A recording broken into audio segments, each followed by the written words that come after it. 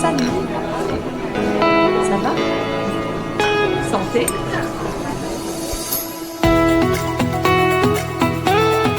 Coucou, bienvenue from France. Welcome back to the show where we talk about life, different perspectives, and un petit peu de français, usually with a glass of wine or a spritz. Our topic today is why it's important to discover the ordinary. Before I get to this topic, I actually thought it would be interesting. A lot of you have been asking, how was your trip to the US and what kind of things do you bring back from the US? And I know there were videos all over TikTok and Instagram from the World Cup and what people were bringing back. And so I thought it would be kind of fun if I shared what I bring back to France from the US when I visit. And I do make a big list. And also, I think this is also AKA like what France doesn't necessarily have that I miss. So I'll tell you my list. I'm going to kind of categorize it by medicine, food, beauty, and then kind of an all other. So the medicine I bring back Advil for myself because they don't really have Advil and I find it works better than like Tylenol. Neosporin, because they don't really have a good equivalent of that here. Kids Motrin. They do have something called Doliprane here, but it is, my kids don't like the flavor of it. And of course, in the US, you can get Motrin. This is like for fevers, etc.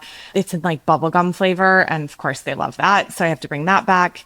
I bring back deodorant, usually like Secret clinical strength deodorant. I don't find the deodorant here super effective, although I'm trying to warm up to it because I know it's much more natural and it's definitely better for you. So I'm trying a few different brands, but more to come on that. And then eye drops. I bring back like Visine or Clear Eyes because the eye drops here are just, they have eye drops, but they're in these like little droppers that don't stand up. And anyways, I just like the functionality of the ones in the US better. Okay, on to food. So I bring back taco seasoning, like a ton of Siete taco seasoning because we miss Mexican food. I make tacos once a week for our family because it's just like our favorite food that we had in California and we can't really get that here. So I've tried to replicate it. I order tortillas and salsa from a place in Paris. I bring back taco seasoning from the US and then I buy either chicken, beef or pork here and I make that once a week. But I bring back I think this time I brought back 15 packets of taco seasoning because I'm not going to be in the US for a while. So I wanted them to last. And then I also bring back Annie's bunnies. These are like those, I don't know, like graham cracker type bunnies. I bring back honey and the cheddar flavor from Whole Foods, which I love. And they don't really have that here. Yes, it's a snack food, I'm aware, but my kids still love it. I bring back like an aerosol olive oil spray. So if I'm making waffles or I need to like spray a pan, they don't have a really good like aerosol spray here. I think aerosol is actually banned. And so I bring back like the organic version of Pam. So my food doesn't stick to something I'm making. So I bring back like 2 or 3 of those. I bring back ranch dressing. I know this was like a thing during the World Cup of people were like, ranch dressing. Oh my gosh, it's so amazing. I used to love ranch. I don't know. I grew out of it, I think. It tastes kind of fake to me now, but my daughter, who's 7, it's still the only way she will eat vegetables dipped in ranch. So I bring back ranch for her. And then my French friend here, one of them used to live in Chicago, and she found out I was going to the US and said, can you please bring me back Smucker's grape jelly? And I was like, seriously? And she's like, oh, we just really miss grape jelly from the US. So I brought back a big thing of that for her. And then for beauty, I actually find the beauty products like Sephora, the French pharmacies better in France. But there's one item that I really love that I haven't been able to find in France, and it's the KVD, the tattoo eyeliner, which I just find it's like goes on really smooth. It's easy to apply. I've tried a couple other brands, but this one's my favorite, and it comes in like a really good brown instead of a lot of the eyeliners are in black. So anyways, that's the other thing I bring back. And then my other category. So my sister told me all about this really great stain remover for clothes when your kids spill something on it called Miss Mouths, and that's on Target and US Amazon. So I brought back a big thing of that. I also brought back, as you guys know, we had a big ant problem. Like ants were coming through our door and they were like everywhere, all over the kitchen. And I find that it's great that the products aren't like full of chemicals or toxic in France, but I also was like, I just need something that's going to work. And so I brought back this like intense ant remover, like spray. So, oh, and then the last thing, I brought back a lot of English magazines, like anything I can get that I can read in English. I have trained myself to read, like French Vogue is amazing. There's a lot of vocabulary I still don't understand, but I do read some French magazines, but I still love just the, I would say like non-brain power use of reading an English magazine during the summer. So I bring back a couple of those, like Marie Claire. I definitely indulge in Us Weekly every now and then. Anyways, so that's my list. Curious what you guys think. And if anyone else is American that lives abroad, I'd love to hear what you bring back too, because I just think it's super interesting. Okay, on to our topic. So our topic today is why it's important to choose the ordinary. This might seem like a interesting, strange topic, but I started thinking that I actually it was sparked from a conversation with a friend of mine from San Francisco. And she said to me, "Oh, you must be living just like such an extraordinary life in France." And I was like, yeah, like, of course, I guess I hadn't thought about that. Like when you move abroad, like you're kind of choosing, at least people think, and I would have definitely subscribed to this, like choosing the, I would say like the extraordinary life, right? Like you get to do a lot of different things. You get to expose yourself to different cultures. You get to travel a lot. And you know what's so interesting? At the beginning, I was like, okay, yes, definitely. I want to live an extraordinary life. Like that is a goal of mine. And I think it's always been like, and in the last 3 years since I've been living here, I've actually found that the ordinary is much more rich and full of, I would say, experiences that are memorable, profound, long lasting. And I'm going to explain what I mean by all this, but I just came to this conclusion that sometimes there's like more magic in the ordinary than just like chasing the extraordinary things of life. And so I'll share a quick story, and this got me thinking. So this past Father's Day in June, my kids are still in school till the end of June. So they made a Father's Day card at school, and my son, who's 9 years old now, was asked in the Father's Day card to write about his favorite memory with his dad. And he told me that he was working on this at school, and I'm like, oh, I bet I know what you're going to choose. Like, I was like, we went on that awesome like catamaran through Greece last summer. I was like, oh, you love skiing this past year and like the French Alps. I was like, what about you? There were some really cool, fun kid museums in London, or remember when we did that like croissant like tasting in Paris? And these are like all the things that are coming to my head of like really cool experiences that I feel so fortunate that we got to do this past year. And it was interesting. It was not any of those. He said, "Do you know what I'm picking, Mommy?" I said, "What are you picking?" And he said, "When you were away on a work trip, Dada got us a tent and he put it up in the backyard, and he opened up the grill and bought us a bag of marshmallows and let us toast marshmallows on the grill. And then we got to sleep all night in this tent under the stars. And we watched the stars. And he said it was my favorite night." And I was like, wow, that's so cool. I like hadn't really thought about that. And then I thought, oh my gosh, this literally took place like 5 steps from our house. And like that was his favorite memory. And it was something that didn't require much money, wasn't luxurious by any stretch, but like for a child, it was so, so cool. And so it just got me thinking, when I lived in California, everyone was like fascinated, and New York too, when I lived there, like about this extraordinary life. Like you had to work hard, you wanted to strive for it. And I think it meant living large. Like it was like you wanted to work for that amazing house with the pool or a sea view like in California. When people would talk about their vacations, it was like these grandiose, like exotic vacations, like, oh, we're going on a South African safari, or we are going to, ski all these different like places in Switzerland, et cetera, et cetera. And I feel like everyone was kind of chasing the next best thing. Like maybe that was like, oh, we finally got our second home and we have like, we can go back and forth between Lake Tahoe and San Francisco. And I realized like, if you ask someone, like I would every week, like the moms at school, oh, how was your weekend? You were supposed to respond like with all the cool things you did, right? Like maybe you checked out this new restaurant that opened in the city, or maybe you went to some amazing charity event that you also like hosted. Everyone was really into hiking. So maybe you talked about like some really cool hike that you would say, like, you crushed this hike, meaning like you had a great time and you got up there quickly and you saw these views, and you were really supposed to talk about something amazing about your weekend.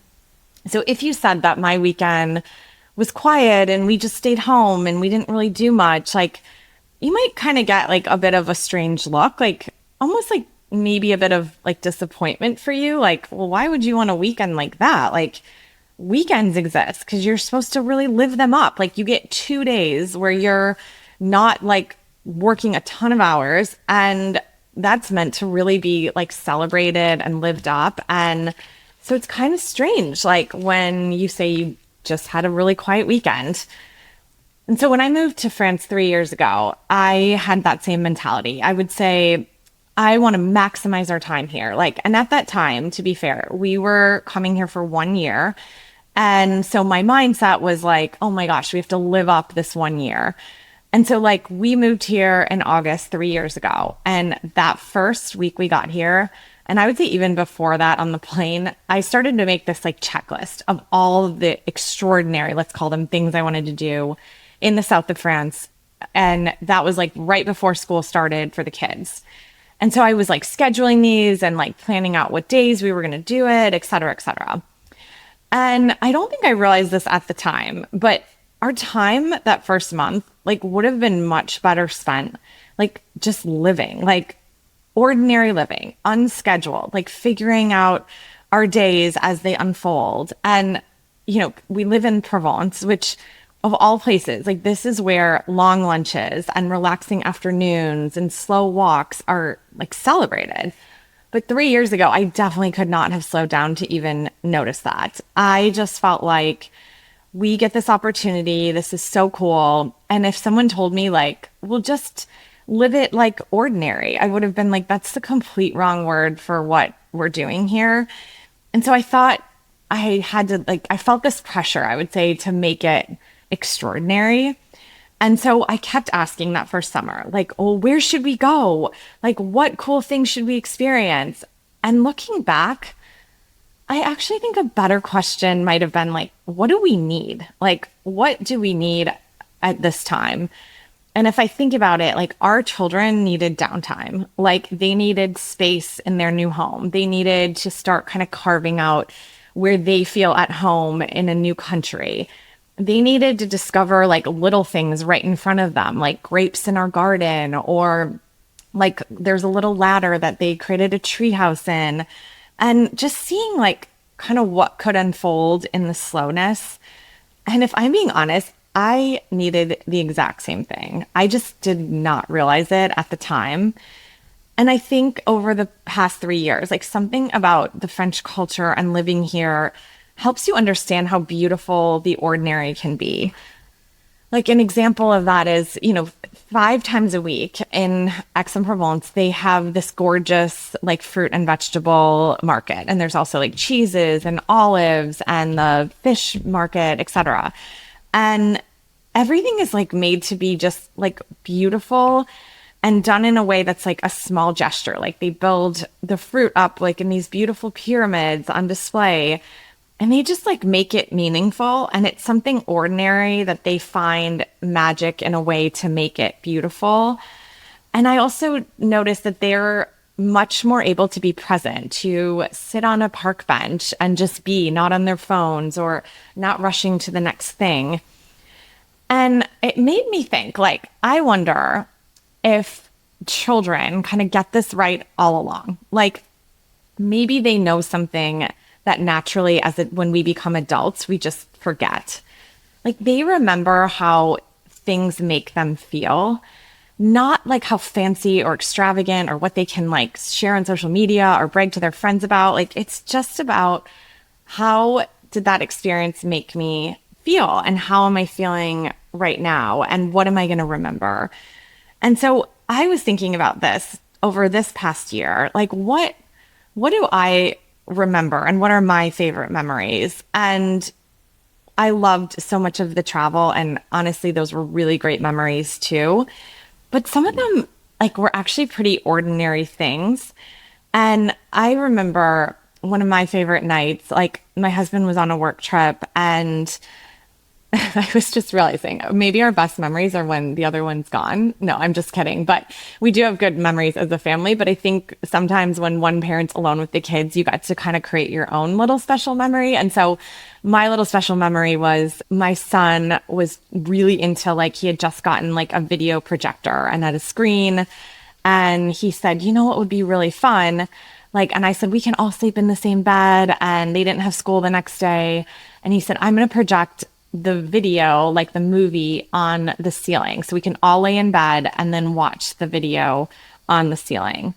And I was like, okay, like, didn't think it was like that, special. But to my kids and me, actually, we all like put our heads together and cuddled and just like watched the movie up on top of the screen and kind of laughed because it was a funny kids movie. And I just like really remember that moment, even though it was like now over 6 months ago, as sort of like a nice, moment of drifting off to sleep in something very ordinary. And I would say the other special moment that my kids reminded me of, because we drove past, there's one McDonald's in France. And one afternoon this past year, the kids were like, can we please, they always beg to go to McDonald's and get a Happy Meal. I don't know why, because it's not like we did it that much in the US, but I think they just know it's American and they know what a Happy Meal is, obviously. And so one afternoon, we're like, okay, we're just going to take the kids. We're going to surprise them. We'll take them to McDonald's.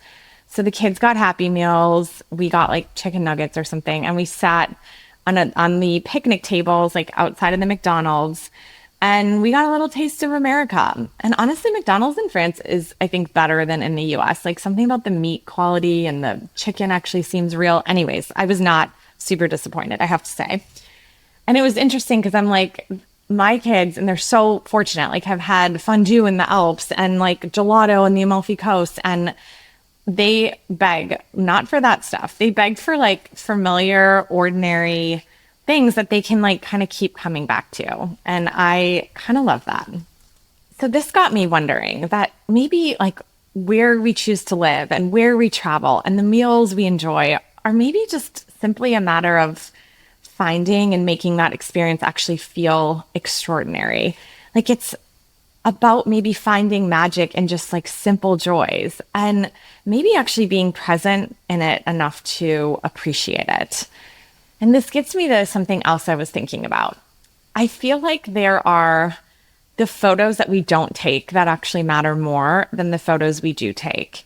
And so I'll just share a quick story. So this summer, as you guys know, we were back in the US.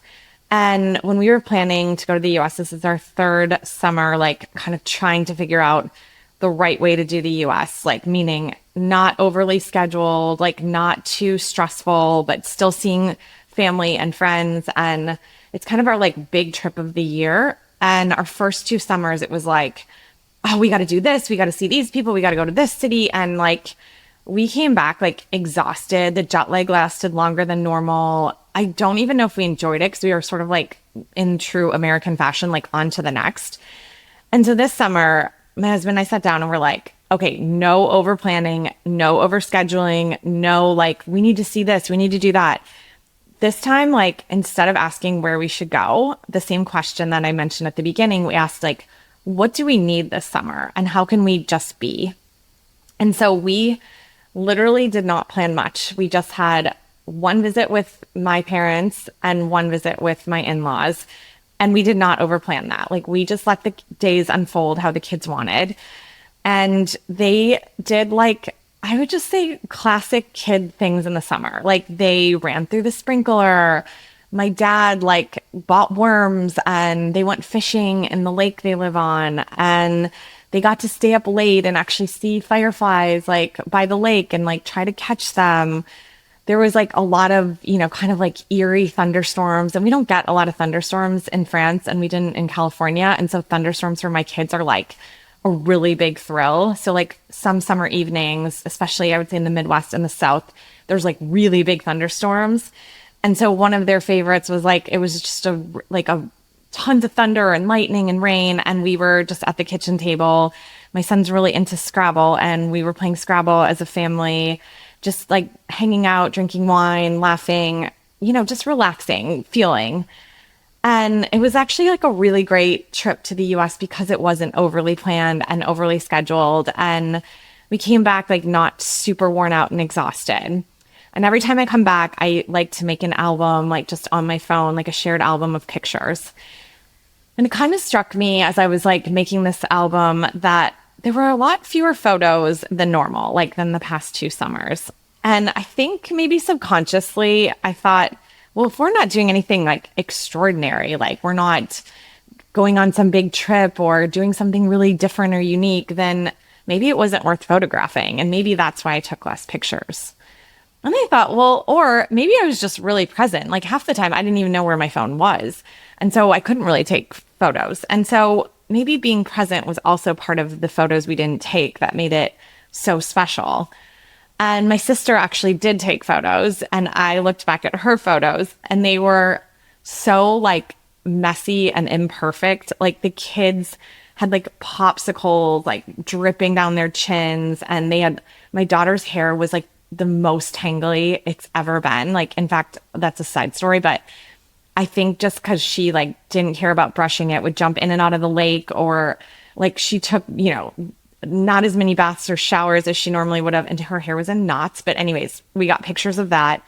I actually had to take her to a salon though, by the way, here to get these knots out. It was like kind of bad. And then, they just looked like, I don't know, their knees were crusting, like they were always in their swimsuits or like some sort of just like pajama outfit, and nothing was posed. And a lot of times they were sort of like caught in the moment, making like silly faces or laughing with each other. And they're really awesome pictures. And it's like, there's like the photos I didn't take, and then the imperfect ones that my sister took that I just wanted to share because it was like something that I think we can all do pretty easily to just like kind of find that magic in ordinary things. So we're back here. It's still summer.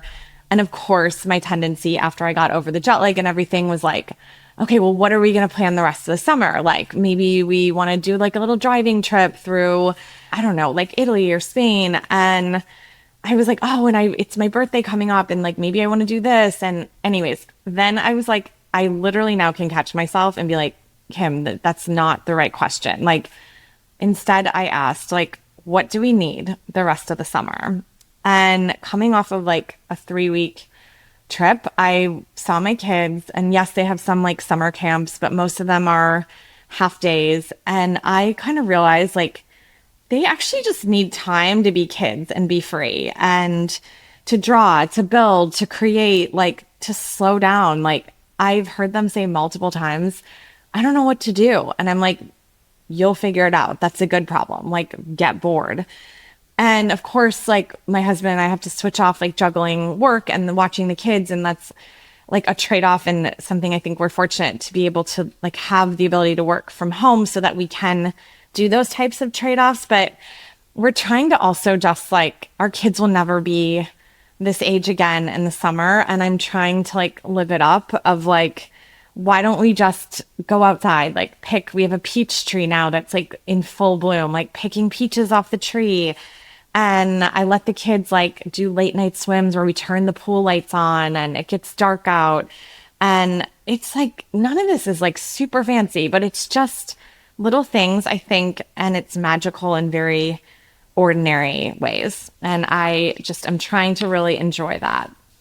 So the question I have been asking myself, besides what do we need, is like, how do we sort of find the magic in like simple pleasures and the simple life? Like I still savor every time, because the strawberry season's over, but we can like get them once in a while from Belgium at this one like garden store. And so I go there and I bring them home, and I want my kids to like just taste like the juicy, bright red strawberry and appreciate that like we were able to still find strawberries even though the season's over. And the other night, like we just took a walk. We were coming back from a restaurant and everyone just kind of wanted to like walk a bit before we went to bed.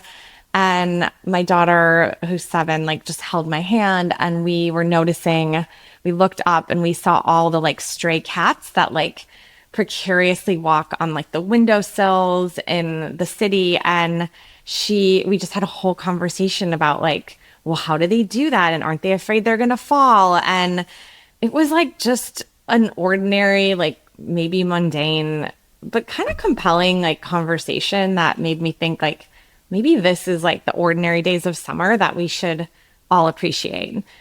And I think it's like the ones that you don't feel like you're in are the ones that actually turn out to be everything when they're gone. Like the things that just feel normal and ordinary that you could simply glance by might become some of your best memories.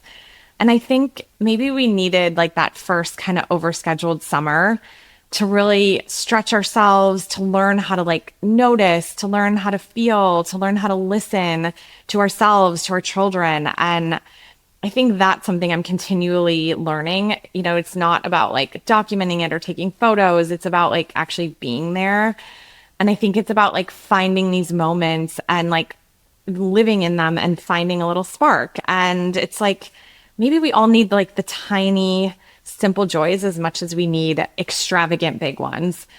And so I think sometimes it's not like the size of the thing you're planning or the experience, but rather like, how are we living in it? And are we living present in it? And are we finding little magical things? And so I think for those of you that live abroad or don't, like, I think the greatest adventures actually can be closer to home. And I think it's where we already are, surrounded by like tiny, quiet ways that we can make ordinary life feel really rich. And we just have to work at it a little bit more and stop trying so hard to focus on the extraordinary, grandiose things and actually just let life unfold and live in it. And so I challenge you guys to think about, like, instead of asking like, what's the most extraordinary thing we could do today or this summer or this fall? Like, maybe just instead ask, like, how can we be fully present for the ordinary one we're already living in? I'll repeat that. How can we be fully present for the ordinary one we're already living in? Because I was thinking, you know, there's going to be times when we look back and my son's not going to remember, and my daughter either, like these really cool trips we did. But he did remember like the tent in the backyard and the toasting marshmallows in the grill of all places, and under a sky that he got to sleep where we didn't have to fly anywhere to see it. And so I think maybe a meaningful life isn't really built from these extraordinary moments, but maybe it's built from like thousands of ordinary ones that we're finally present enough to notice. So I'll just leave you with that today. Let's challenge each other all to kind of find magic in the ordinary. I think that's such a wonderful way to like think about life, and something I've learned from living in France and how well the French do at this. So thank you guys for listening. I'm going to spend a few minutes reading just a couple of my favorite comments. Thank you everyone who takes the time to listen and to leave a comment on Spotify or to DM on cuckoo.pod. I always love hearing from you guys. So I'm going to read from Michelle Medley. She listened to Beyond the Checklist with Oliver G. of the Earful Tower. So I interviewed him in Paris, and he has a podcast called The Earful Tower. And she said, I got excited to see 2 of my favorite podcast hosts about France in conversation together. Oh, thanks, Michelle. Oliver's awesome. We had such a fun conversation. The second one I'll read is from Maya Justice. She said, I just moved to Norway from the US, and this podcast is really boosting my spirits. Some days are so challenging. It's nice to know I'm not alone. Also, still in the toddler phase. So she listened to Stages of Life Abroad, where we talk about the different phases, and one of them is a toddler phase. So Maya, I know it's hard. I appreciate your message, and I'm glad the podcast is helping. And, it does get easier. I will say that beyond the toddler phase is probably the hardest. So thank you again for everyone for listening and for commenting. And don't forget to follow us on cuckoo.pod. And I will see you again soon. Merci. Au revoir. À bientôt.